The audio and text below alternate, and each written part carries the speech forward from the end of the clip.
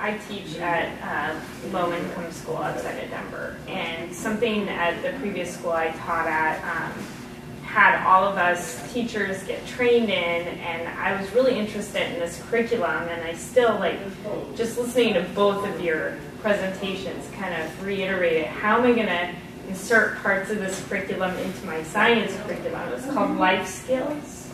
I don't know if you've ever heard of it, but it really goes into developing our students' expertise in other areas.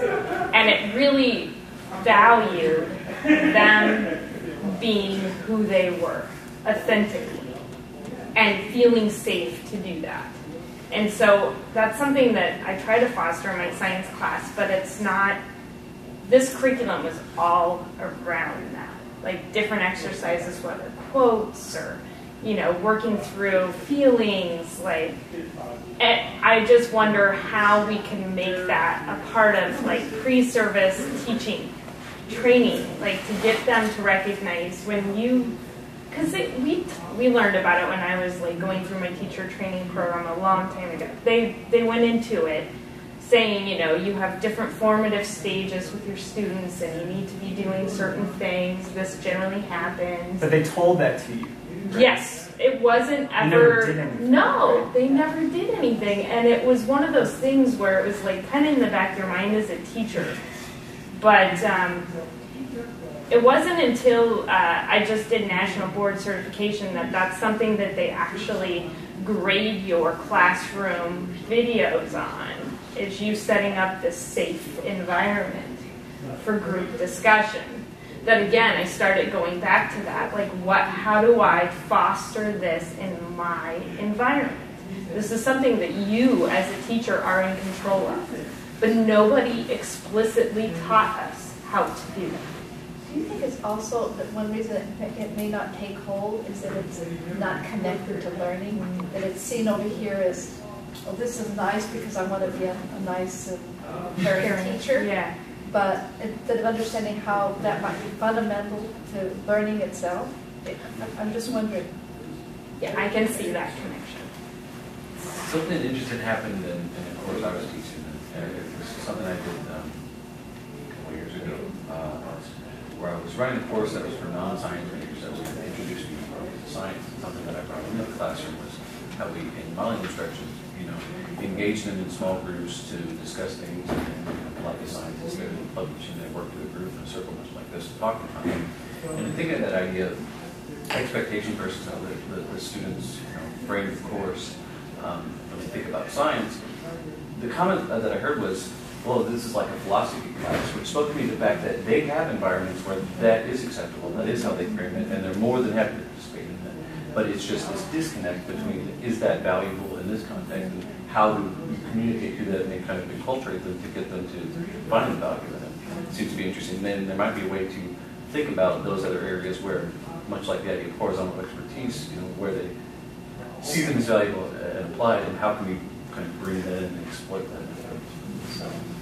I'm wondering also, so when we talk about valuing students' ideas, especially in discourse, I think that there's a flaw in our system, especially when there is a right or a wrong.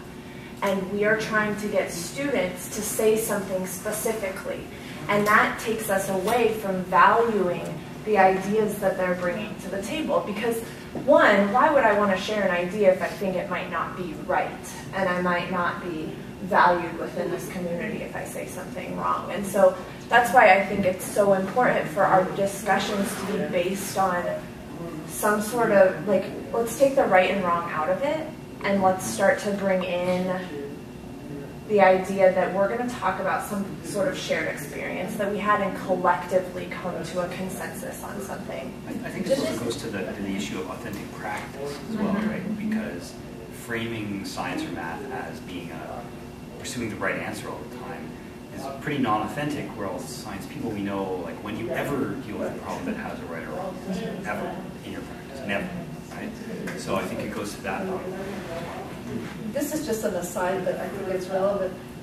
Doing, again, a discourse analysis on lots of classrooms, one of the things that one characteristic that really distinguishes a kind of inquiry, instructional conversation, classroom method, is that there's lots of opportunities for what we call repair. And repair is if I want to say, oh, well, wait a minute, let me say that in another way. Or I can repair, you guys say, oh no, what about saying it in this way? That's repair, right? And it's almost non-existent from lots of classrooms, which obviously, from all the ones we've studied and other colleagues, if there is repair, it's the teacher doing repair. But what it really changes it if we say, what if you create an instructional conversation where people can say, amend what they're thinking, or to elaborate them, or you just completely change the structure of the conversation. I want to go back to this comment about life skills and whatnot, which we've gotten to, but the point is, and this plays a little bit on Eric's comment about designing environments to exclude things. Not only can we design things to include, we can also design to exclude, and whether it's, SOHCAHTOA is not a valued word, and your environment is not a necessary or useful tool along the way.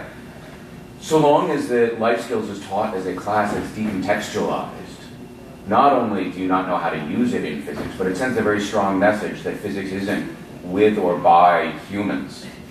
Yeah. Which is mighty screwy, when it comes right down to it. Yes. Along the way. And so I think that this is extraordinarily important that we continue, and we've heard a mild number of suggestions here about how to engage in this, to remove the right and wrong. The idea of having providing student agency in classrooms to have students present and negotiate meaning, and to have more authentic practices around science. And here's where I'm going to pause, which is to say, I think we also have the possibility of reinventing authentic scientific practices now, and I'll nudge a little bit towards my provocative statement, but I think we should emphasize what the positive elements are of our disciplinary societies and identities along the way, and use the opportunity to invent that with our students along the way. So let's value, for instance, who gets to talk in a scientific way and defend ideas, what it means to be right and wrong. And one example is you go to a laser physics conference and it's a bully fest, right? Maybe that's not the authentic practice that we want our students to participate in. Yeah, one small side note, when you were talking about that, I've been having this feeling of uneasiness at our conference every year, because and also reading PERC papers and physics education papers, this language of expert novice really upsets me about moving a novice to expert. We're trying to make them think this and this, because this is what the expert thinks and this is what we measured the expert to think. And I find the language so hierarchical and demeaning in some ways, because we're always trying to move them to that. Well, they're experts too in a different way. They're experts in knowing that if I push a ball in the real world, it's going to stop, right? They're experts. They can predict what's going to happen in that situation, right? So I feel like that language, our culture, we have to move away from that, as you were saying, but that's fine. Well, I was going to say that I was talking to I don't even remember who it was, somebody yesterday here at the conference about scientific argumentation, and how their students don't have good skills at scientific argumentation. And I said, well, do you always call it argumentation? He's like, well, yeah, that's what it is. That you have to argue, you have to defend your views, and I said, well, what if you just called it a discussion in the first place? Because this is something, students, when you say, let's have an argument. That doesn't make any sense. Only in my family. Nonetheless, and it's just a little, word change like that, I think, can have a big effect. Yeah. But actually, I think the word argumentation has a specific meaning it's beginning to have a specific meaning in science education, where you use the Tominian model, and then you define argumentation from that, so you can deviate from that model, but that's the model that is. I think it's who we're talking, who we're using that term with. It's fine for us to use argumentation because we have that understanding. When I say argumentation with my students, they're thinking, well, I don't want anyone to argue with my ideas. They don't know what we know about You have to that. refrain with it. It is synonymous with fight. Exactly. In their world. In their world. In their world. I just think that it's important that when we're teaching, we make sure that we're communicating. So I think it's great if you use the word argumentation because, yeah, you come up with a theory and you make an argument for your theory. That makes sense, but you have to teach the children, okay, when we use this word, this is what we're talking about. And once you've done that, once you've introduced it and given them a definition that they can understand, that they're identifying with, and help them digest that, then you can use it all you want. And can I challenge that a little bit? Please. I feel as though it's not my role as a teacher to give students definitions. You know, if I say, this is what this word means, now use it, I think that's inauthentic in a way, and I feel like they need to engage in argumentation, and then we can put the word on it so they understand it. But if I just tell them, this is making an opposing comment using evidence to back it, they're like, it doesn't mean anything to them, you know? I think it's about the process of how we introduce language to kids. I don't necessarily disagree with you. I think that we still have to introduce it. You can't go around using the word without giving them an understanding, but you also, that doesn't mean you don't ever introduce new terms. You have to. No, absolutely. I'm just saying I think it depends on how it's introduced. Yes, in order for the way you students do to it, feel empowered yes, to use that. There are definitely better ways, and it depends on the student as well. I mean, it seems to me like a lot of the issue is building the trust in the classroom amongst your students, because then argumentation is okay if students trust each other and feel safe with each other. And I guess, I mean, the other thing I wonder about is what my students often, sometimes go off task and in class, and I think it's actually important that they go off task because they are discussing life things, and I think that those sort of discussions actually help them trust each other, support each other, and then this comes up in the physics that we do, and so I don't know, but it's always a conflict. How much do we spend off task?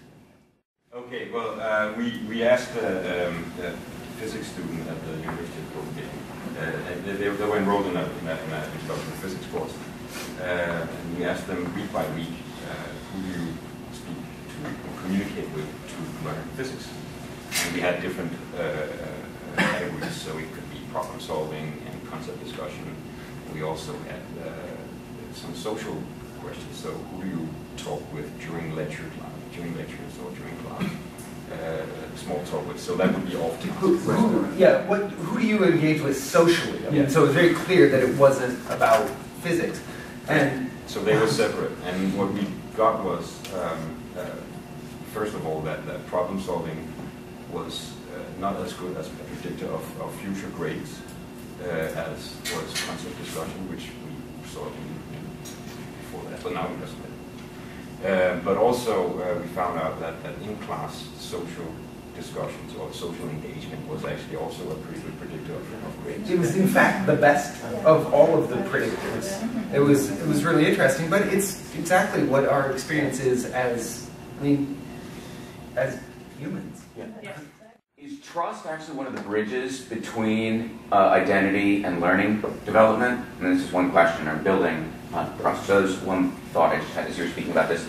And then the question is, all right, if education is a socializing mechanism and we're constructing all environments for that, how broken is physics itself as an historical field into which we're socializing people?